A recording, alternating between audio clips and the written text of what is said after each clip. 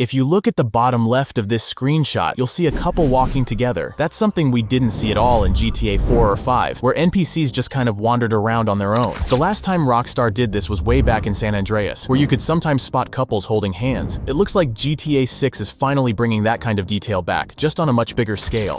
While everyone's been pointing at the pool minigame here, what most people missed is in the background.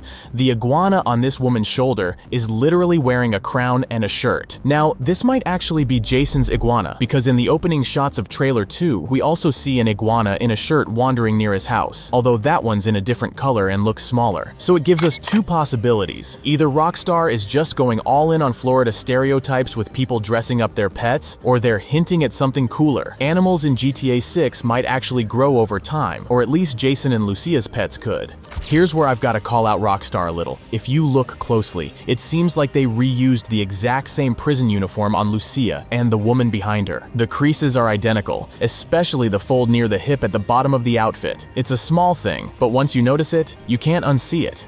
In this strip club scene, you can spot someone wearing a Young Ancestor t-shirt, and that name should sound familiar because he was part of the Diamond Casino Heist DLC in GTA Online. He was that clout-chasing rapper voiced by Danny Brown, and now it looks like Rockstar is carrying him over into GTA 6 in some way. Whether he actually shows up again as a character or just gets referenced through merch, it shows how Rockstar is keeping continuity between Online and 6, the same way Laszlo popped up across multiple GTA games. Notice how Jason is aiming down the sights with both eyes open. Some people might see that as an animation oversight, but it's actually the way trained soldiers are taught to shoot because it gives you better awareness of your surroundings. It's another little touch that ties straight into his military background. If you zoom in on the digital audio workstation screen, it's clearly Rockstar's parody version, but you can tell what they were going for. The top half looks like FL Studio with the colored blocks for patterns, while the mixer stuck at the bottom feels closer to Ableton. Thing is, if you really check the equalizer and the levels, it looks horrible. Everything's slammed into the red, clipping on the left channel, and there's no piano roll or melody lane in sight, just drum patterns and audio samples. So basically, if this track ever played in-game, it would probably sound like pure trash. In this shot, you can see that Lucia's necklace isn't just some random accessory. It's a golden boxing glove charm. That probably isn't a coincidence, because the official promo site says her father taught her to fight as soon as she could walk. My guess is this was his charm, and he might have been a Golden Glove amateur boxer. If he passed away when Lucia was young, it'd explain why she kept training but never managed to become a ranked amateur herself. Instead, she wears the glove in his memory, carrying that piece of him with her wherever she goes. And staying on a similar topic, here's something you might not have noticed. Cal's necklace in this shot is the exact same one you can already buy in GTA Online. That pretty much confirms Rockstar has been backporting assets from GTA 6 into GTA Online updates. They've done this before too, like when the Bravado Buffalo from GTA 5 was quietly added into GTA 4's episodes from Liberty City years earlier. In this shot of Booby Ike, he's holding a stack of $50 bills. And yeah, it's clearly a parody note with Florida details like palm trees, but here's the interesting part. This is actually the first time we've seen $50 bills in a GTA game. In GTA 5, pretty much every money pickup was just a stack of $100 bills with a Fleeca bank strap, no matter if you grabbed $20 or $2,000. Other denominations existed only as background props, like 20s and 5s lying around, and of course the single dollar bills you could throw at strippers in the vanilla unicorn. GTA 6 seems to finally be mixing it up with more realistic cash variety. One useless detail hiding in this screenshot is Jason's trigger discipline. If you look closely, his finger isn't actually on the trigger, it rests just outside of it. That lines up perfectly with his backstory, since, as I've said before, Rockstar already confirmed he spent time in the army. And funnily enough, this isn't just a one-off thing. In the short clip with Raul Bautista during a shootout, the same detail shows up. His finger only moves onto the trigger when he's about to fire. The sumo branding on the speaker in Baylux's studio isn't random at all. It's Rockstar pulling from deep GTA history. Sumo has been around since GTA 3, where Claude's pager was literally a sumo wordman. Over the years, the brands popped up on random electronics across different titles, kind of like a parody of Sony.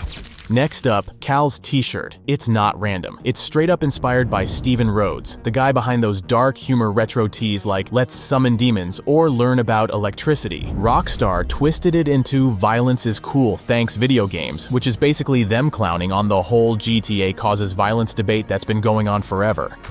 If you zoom in on Lucia's phone, you can actually make out the app icons. There's something that looks like Snapchat, one that looks a lot like WhatsApp, and below Snapchat I swear that's even Rockstar's take on Twitch. But what I'm really wondering is, which of these will actually be usable in the game? And let me know in the comments what apps you think these are.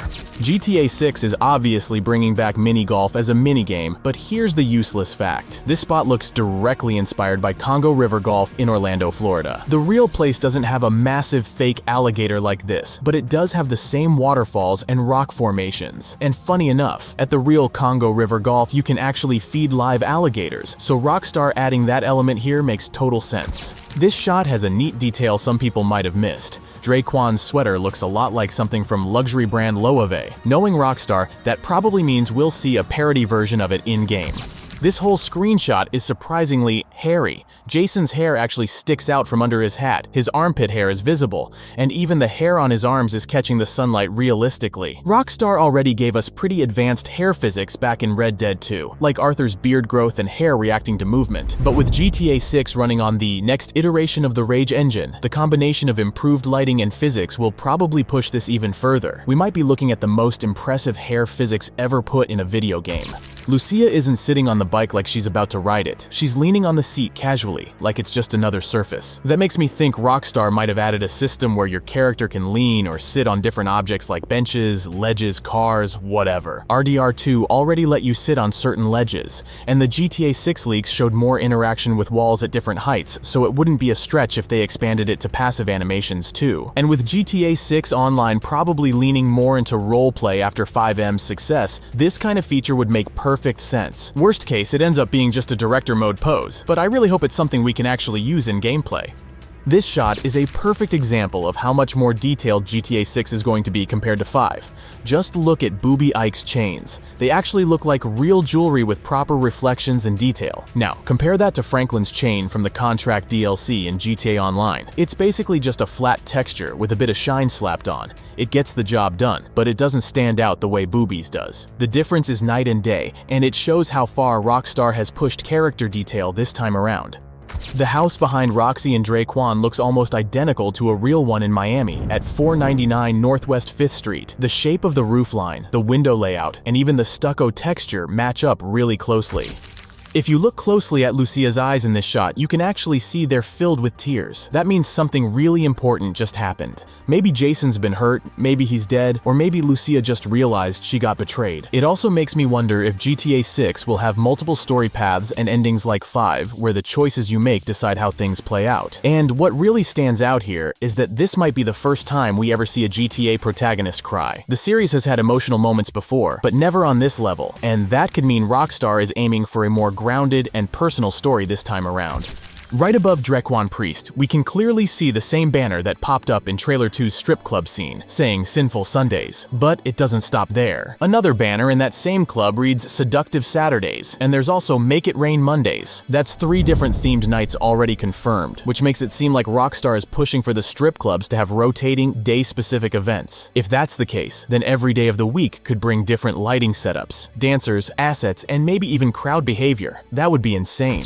Cal's tapping Jason's arm here to warn him about the 2 guys in the back, and Jason's clearly bracing for a fight. But what makes this shot funnier though is that he's holding a beer bottle, and you just know that'd be the first thing he'd swing. GTA 4 actually lets you throw random objects at people, but for some reason GTA 5 removed it completely. This scene makes me wonder if Rockstar's finally bringing that back in 6, and hopefully letting us smash bottles over heads this time, not just throw them.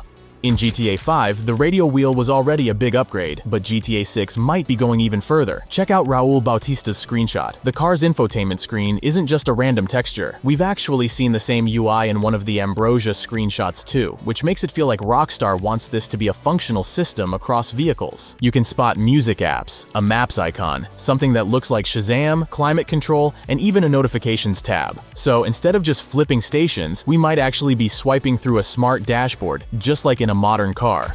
In this nightclub shot, Lucia's still wearing the golden glove necklace, but we've already talked about that. What stands out more here is her golden sequin dress. It's the same one she's wearing on the yacht scene from trailer 2, and again in the nightclub shots, so all of this is most likely connected. It could be part of one continuous mission where you're not just shooting or running, but actually spending time with Jason and Lucia during these good times moments. More character development, more plot progression, and a break from the usual chaos. And honestly, that kind of pacing would make the story hit even harder once things inevitably go bad. This screenshot doesn't really give us much on its own aside from showing Draquan flexing at a pool party, but here's a cool fact from the 2022 leaks. Apparently, Draquan is the one who introduces us to Booby. At some point in the story, it even looks like we'll be staying at one of his properties. If you look at the reel Jason's using, it seems to be Rockstar's version of something like a Flagman Sensor 2000 or maybe even a Penn Surf Blaster 3, which is hilarious because only Rockstar would bother modeling a fishing reel this accurately for a single screenshot. Hopefully this means we'll actually get to use it in-game, just like fishing in Red Dead 2. The real-time scenes are a neat example of how Rockstar keeps character habits consistent across marketing, dancing on the car roof in both Trailer 1 and the follow-up shot outside Jack of Hearts. What's even more striking is the leap in graphics quality. Trailer 1 already impressed people, but going back now, the characters and lighting feel closer to GTA 5 with mods, while Trailer 2 shows how much polish the Rage engine has gotten since then.